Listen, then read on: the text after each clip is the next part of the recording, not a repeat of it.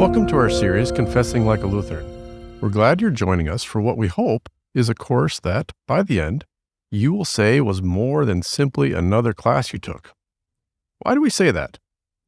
Well, this is the second decade of us at Luther House teaching this course to students of all ages and backgrounds. And what we've discovered early on is that when people engage the content of the Lutheran Confessional documents, the documents aren't just information to be learned. But, as you will see, the nature of the content, as well as the function of learning it, actually impacts those who are studying them. And the impact is personal. You're right, Chris. This class impacts people personally. In fact, when we originally began teaching this class, we titled it The Lutheran Confessions. But it wasn't long after that we started to recognize the class actually functions to help people come to a clearer understanding of what they believe and why they believe it. So, we changed the title to what it is now, which is Confessing Like a Lutheran. In other words, the very nature of the course will inform your personal belief, and this belief will bring about a confession. In essence, we're putting all the cards on the table face up to help shape your expectations for what this course is going to be like. Don't expect it to be like an ordinary classroom experience. Right. So for starters, let's give you a framework of what you can expect during these conversations. We're going to work through the content of the Book of Concord from cover to cover. To do so, we'll actually use an academic approach perfected by one of the authors found in the Book of Concord, the reformer who rode shotgun with Luther in Wittenberg, Philip Melanchthon.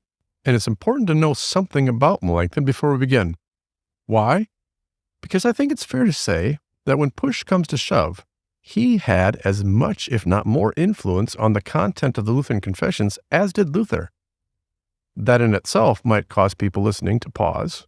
Why? Well, we're not studying the Melanchthon Confessions, we're studying the Lutheran Confessions.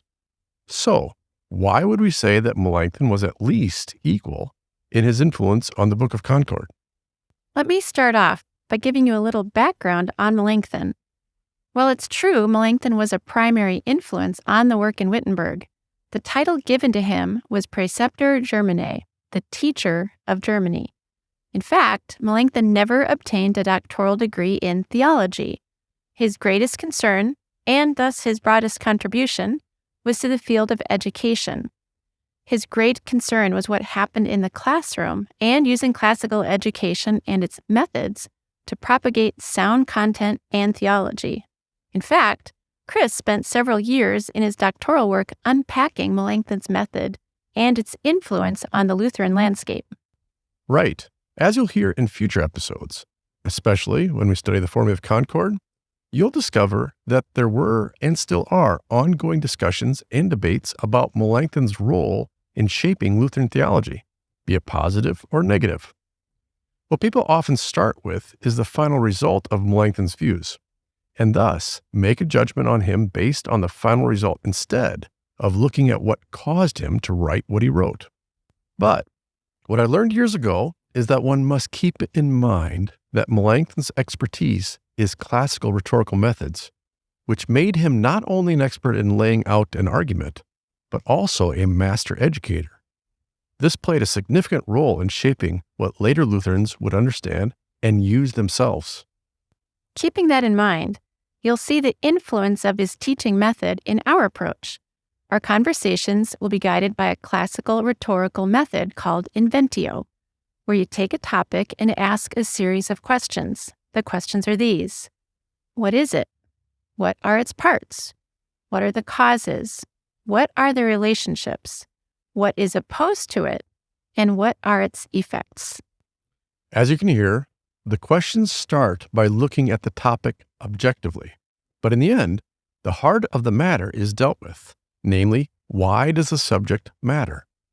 Another way of thinking about these conversations is not only will we be talking about the subject, we will be talking about how the issue actually function in the lives of congregation members, the people sitting in the pews.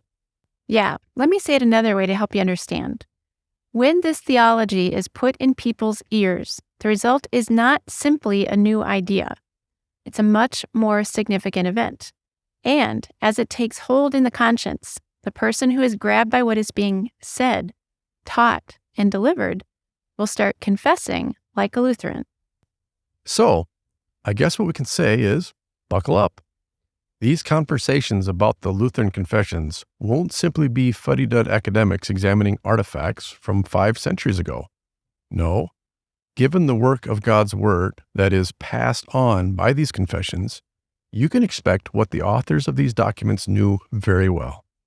God's Word is a living, active, mighty thing, and it does not come back empty. Welcome to Confessing Like a Lutheran.